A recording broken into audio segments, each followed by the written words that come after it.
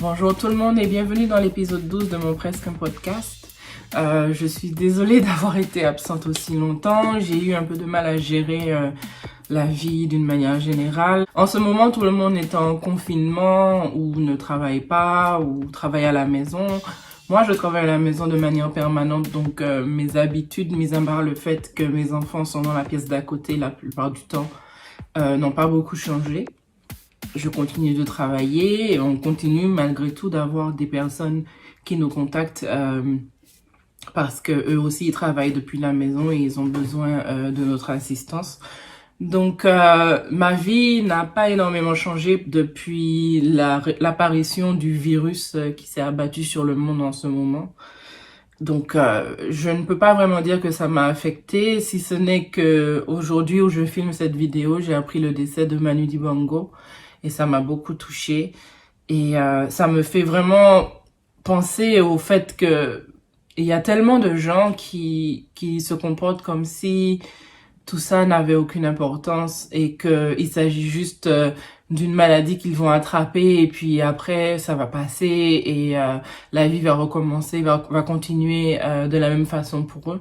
Mais ils ne se rendent pas compte que s'ils attrapent la maladie, ils peuvent ensuite la passer à quelqu'un qui n'aura pas cette chance et qui malheureusement n'en sortira pas vivant. Et c'est vraiment quelque chose qui me blesse personnellement parce que malheureusement, il y a une dizaine d'années à peu près, j'ai perdu quelqu'un qui m'était très très cher et très très proche et qui est parti à cause d'un virus qui l'a affectée du fait qu'elle était porteuse de la drépanocytose et donc elle avait un système immunitaire affaibli et n'a pas pu se battre contre ce virus qui s'est attaqué à son cœur et elle ne s'en est jamais remise. Malheureusement, c'était une petite fille qui est morte à une vingtaine de jours, même pas une quinzaine de jours avant son premier anniversaire. Elle n'a jamais eu l'occasion de souffler ses bougies. Elle n'a jamais eu l'occasion de rencontrer une bonne partie de sa famille, y compris son oncle, ou maintenant elle a des frères qu'elle n'aura jamais connus. Et c'est vraiment des choses qui me mettent hors de moi de me rendre compte à quel point les gens peuvent être égoïstes. Lorsque je regardais la télévision, où je voyais les images de personnes sur les plages de Miami qui ne supportent pas l'idée qu'ils ne peuvent pas rester dehors à fêter les vacances de printemps parce que ça fait longtemps qu'ils ont planifié tout ça et que pour eux c'est inadmissible que ce genre de choses les empêche de s'amuser dans la mesure où ils sont jeunes et en bonne santé et que donc par conséquent ils ne vont pas être affectés si jamais ils tombent malades. Ces gens-là ne se rendent pas compte que le problème n'est pas tellement que eux ils attrapent la maladie, c'est le fait qu'ils l'attrapent et la propagent et continuent la dissémination de ce virus et que tout un tas de gens l'attrapent en même temps et que on se retrouve avec une situation comme l'Italie où les hôpitaux sont surbookés et où les médecins doivent choisir qui ils doivent soigner parce qu'ils ne peuvent pas soigner tout le monde et donc on a des gens qui meurent alors que ils auraient pu être soignés s'il n'y avait pas quelqu'un d'autre qui occupait le lit ou l'appareil dont ils ont besoin pour continuer de respirer. Et vraiment, ce sont des choses qui ça me touche personnellement parce que ce sont des choses que j'ai expérimentées par rapport à la personne dont je vous ai parlé auparavant qui est décédée en étant un petit bébé et donc et aussi par rapport à Manu Dibango qui est un ami de mon père et ça me fait de la peine, pas parce que je pense que certaines personnes méritent de mourir et d'autres non, mais je n'oublierai jamais que Manu Dibango c'est celui qui a intenté un procès contre Michael Jackson pour plagiat de sa chanson Soul Makossa dans sa chanson Starting Something, où il a tout simplement pris la chanson, il a tout simplement pris le refrain de la chanson Soul Makossa elle a transformé. Et Manu Dibango, qui est à côté de Michael Jackson, il n'est absolument personne. Il ne s'est pas démonté et on lui a piqué sa chanson. Et ben, il leur a intenté un procès et ça a été réglé en dehors du tribunal. Donc, il a dû toucher une certaine somme d'argent. Et quand par la suite Rihanna a repris le même refrain, a samplé la même chanson de Michael Jackson pour Don't Stop the Music, eh bien, il a attaqué Rihanna aussi parce que elle ne l'a pas crédité et ça a été une grande histoire. Donc, c'est vraiment pour nous montrer que Manu Dibango, c'était quelqu'un qui connaissait sa valeur, qui savait qui il était et qui était bien debout dans ses bottes et qui ne s'est pas laissé marcher sur les pieds simplement parce qu'il s'est retrouvé face au roi de la pop. Comme on dit chez nous, Ravette, pas j'en ai raison d'ouvrir poule. Eh ben, des fois, tu vois, il faut plutôt écouter les gens comme Bob Marley ou le proverbe jamaïcain qui dit we're little but we talawa. Donc, on est petit, mais on est puissant. Ou on a aussi le proverbe que la fourmi rouge, il n'y a en gros mordant. Donc, il faut qu'on soit conscient de sa valeur, qu'on soit conscient de son importance et de ce que l'on apporte et qu'on ne se laisse pas marcher sur les pieds simplement parce que quelqu'un est plus grand, plus important, plus connu, plus riche, plus tout ce que vous voulez. Et je pense que c'est vraiment la chose c'est vraiment la chose dont je vais me rappeler par rapport à Manu Dibango. C'est le petit musicien, le petit saxophoniste qui s'en est pris à la plus grande star du monde et qui a gagné. Donc, j'espère que de votre côté, les choses se passent bien, que vous n'êtes pas dans une situation précaire, que vous n'êtes pas comme certains de mes amis à compter les derniers sous dans vos poches parce que vous êtes employé en auto-entreprise et que eh ben, quand vous ne travaillez pas, vous ne devez pas travailler depuis la maison, malheureusement. J'espère que vos enfants ne vous rendent pas dingue. De mon côté, mes enfants étaient malades avant que les écoles ferment. Donc, la dernière semaine, ils étaient à la maison. Donc, si les professeurs ont donné du boulot ou quoi, moi, je suis au courant de rien. On fait ce qu'on peut. On parle autour de la table du dîner. Hier soir, j'ai expliqué à mon grand de 8 ans comment fonctionnent les arcs-en-ciel, comment fonctionnent les matériaux holographiques, donc comme celui-là qui reflète toutes les couleurs de l'arc-en-ciel. Et tous les jours, on a des conversations où on discute de science parce il est très intéressé par la science. On parle de fourmis puisqu'il a son élevage de fourmis dont il s'occupe dans son armoire. Les fourmis ne sont pas juste dans l'armoire, elles sont dans une fourmilière dans l'armoire. Et tous les jours, on a des conversations. On essaye aussi de parler en français. On essaye de réviser un peu. J'essaie aussi d'appeler ma maman en visioconférence, surtout au moment du dîner où on peut tous lui dire bonjour parce qu'elle est confinée à la maison en Martinique. Et on peut pratiquer un tout petit peu notre français avec elle. Du fait que je travaille à la maison de manière permanente depuis maintenant presque 4 ans, me semble-t-il, ça fait que j'ai l'habitude d'avoir les enfants à la maison, quand c'est les vacances d'été, etc. Ils sont à la maison et moi je travaille. Je ferme la porte derrière moi pour qu'ils ne me dérangent pas.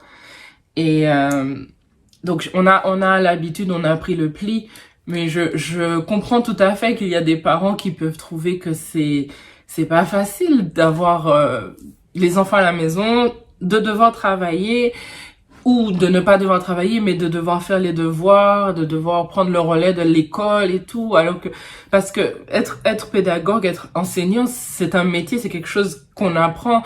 On demande aux enseignants d'avoir un niveau de licence et de faire 2 ans d'école normale, me semble-t-il. Donc, je ne pense pas que du jour au lendemain, les parents vont être à la maison, même avec tout le matériel qui est à leur disposition, que les cours soient sur Internet, qu'ils aient un iPad ou un ordinateur portable ou quoi que ce soit. Je ne pense pas que tous les parents ont la capacité ou la pédagogie nécessaire pour pouvoir enseigner à leurs enfants quand ils sont à la maison à cause du confinement. Donc, j'espère que vous ne devenez pas fou, que tout se passe bien, que comment dire, que le monde qui s'écroule autour de nous ne vous affecte pas d'une manière trop brutale. J'espère que vous avez profité de Canal+ en clair lorsque c'était disponible. Par chez nous, on regarde beaucoup de Netflix. Donc en ce moment, je regarde la nouvelle saison de RuPaul's Drag Race. Je viens de finir Lock and Key, la première saison de Lock and Key. Et j'essaye de regarder I Am Not Okay With This, mais je n'ai pas encore réussi à vraiment me plonger dedans. Il y avait une autre série que j'aimais bien, j'ai oublié le titre. C'est une série brésilienne avec un ange roux, un angélus, ils appellent ça un angélus roux, et qui se rebelle contre le système quand il apprend que Dieu n'existe pas. Mais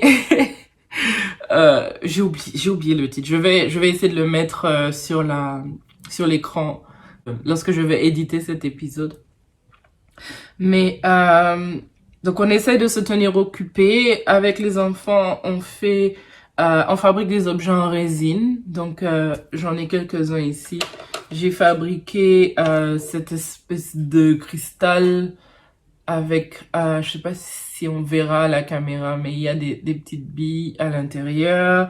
J'ai fabriqué ce petit pendentif aussi avec les petites billes en blanc, avec les petites billes de couleur. Et on a fabriqué tout un tas de pièces de puzzle de différentes tailles, de différentes formes et de différentes couleurs. Pas dans un but particulier, c'était juste pour voir ce que ça donnait. Donc on a fabriqué plein de pièces de puzzle. La pièce de puzzle, c'est un symbole qui me parle énormément. J'avais pour projet de me faire tatouer une pièce de puzzle sur le poignet ici. Parce que cette pièce, celle-ci, celle qui est de cette forme-ci, j'ai appris récemment qu'elle était le symbole de l'autisme. Et du coup, moi, je voulais me faire tatouer cette forme-ci d'une manière un peu particulière, mais celle qui s'accroche partout, à tous les coins, en fait. Parce que je pense qu'elle me représente la pièce de puzzle qui va partout, en fait, qui s'accroche partout, qui peut s'ajouter à tout le monde. Et donc j'aime beaucoup la symbolique de cette forme et de ce qu'elle représente pour moi. Et j'ai acheté tout plein de moules pour pouvoir fabriquer des pièces de puzzle. Et j'ai fait aussi un autre pendentif noir avec des paillettes argentées. Enfin, j'ai commencé un autre projet avec le pendentif en résine. Ici, on voit pas grand chose, avec une plante séchée à l'intérieur. Et j'ai fait juste une moitié pour l'instant, que ce sera un collier, il y aura ça des deux côtés avec la corde en kumihimo bleu. Donc je pense que je finirai ça un de ces jours. certainement pendant ma pause repas. Et parce que voilà, j'ai une espèce de... Ah oui, j'ai fait aussi des diamants. Des diamants comme ça. Celui-là a une clé à l'intérieur. Celui-là a une clé prise dedans. Et une clé en forme de cœur. C'est aussi un peu un symbole. Et j'ai cette espèce d'élan créatif. Toutes mes activités musicales, comme vous voyez mon tambour derrière là, toutes mes activités musicales sont en suspens. Je devais participer à une manifestation en France au mois de mai. Je ne pense pas que ça va se faire, même si pour l'instant ça n'a pas été annulé de manière formelle, mais je suis sur le point de me faire rembourser mon billet d'avion et de planifier autre chose. Avec les enfants, on a parlé de quand même aller en France, mais plus tard, lorsque tout sera fini, et de nous rendre dans un parc d'attractions qui s'appelle Europa Park. Je ne sais pas si vous le connaissez, mais en tout cas, j'y suis allée il y a quelques années avec un ami et ça a été une expérience absolument géniale. Et comme je suis une grande fan de parcs d'attractions, je souhaitais me rendre là avec mes enfants puisque je ne suis jamais allée avec mes enfants.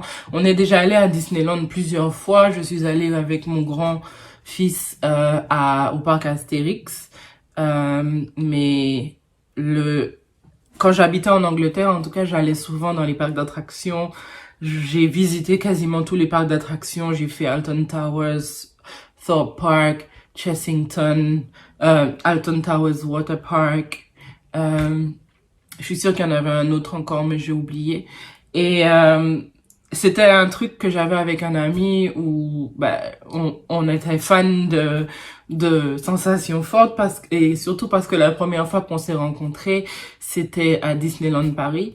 Donc c'est devenu une espèce de tradition qu'on allait ensemble dans les parcs d'attractions. Et c'est lui qui m'a emmené à Europa Park d'ailleurs. Et dans mon temps libre, je regarde beaucoup de vidéos à propos des parcs d'attractions. Je rêvais de pouvoir fêter mon prochain anniversaire, qui est le mois prochain, à Disney World, en Floride, et aller à Universal Studios pour visiter le monde magique d'Harry Potter. Et malheureusement, ça va pas se faire. Donc en même temps, voilà, l'épidémie fait que je me sens un petit peu moins déçue de ne pas avoir planifié ce voyage puisqu'il ne se serait pas fait du coup. Et parce que cette année, j'atteins une nouvelle décennie dans ma vie et je voulais vraiment marquer le coup. De même, je voulais vraiment marquer parce que c'est aussi à la fin de l'année, enfin non. Cet été, ce sera aussi mon 10e anniversaire de mariage, donc je voulais aussi marquer le coup, mais malheureusement, je ne pense pas que ça va pouvoir se faire. Donc, avec mes enfants, on discutait, enfin, surtout avec mon plus grand, parce que le petit, lui, s'en fout, hein, lui, il vit sa vie, il n'y a rien qui l'intéresse. Mais on discutait du fait qu'on aurait pu, puisqu'on a déjà nos billets, qu'il suffit juste de changer la date, du coup, et aller à Europa Park plutôt, disons, peut-être en septembre ou en novembre, et passer 2-3 jours là-bas pour qu'il puisse découvrir, parce qu'on a regardé des vidéos sur ce parc et il avait des étoiles dans les yeux, ça m'a trop touchée.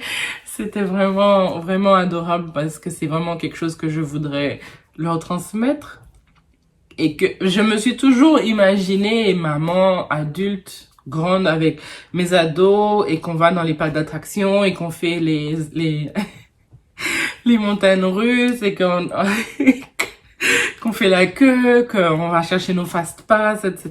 Pour moi, c'était vraiment quelque chose que je m'imaginais dans ma tête. Il y a des gens qui s'imaginent leur mariage. Moi, je m'imaginais aller dans les parcs d'attractions avec mes gosses, quoi. Donc, donc on verra est-ce qu'on va faire ça ou pas. Et puis, voilà, la mise à jour de de ma vie, ben je vais certainement devoir attendre pour pouvoir mettre en ligne cette vidéo puisque je n'avais pas prévu 2 vidéos de suite. Mais donc le temps que cette vidéo soit en ligne, les informations seront un petit peu rassis, mais bon, tant pis. Donc j'espère que ça vous a plu de passer un petit moment avec moi aujourd'hui. J'espère que je vous reverrai la prochaine fois. Je ne sais pas encore quand parce que du coup, ben, mon planning de téléchargement est complètement déraillé. Donc le plus rapidement possible. Prenez soin de vous en attendant. Prenez soin de ceux qui sont autour de vous. Et à bientôt. Bye!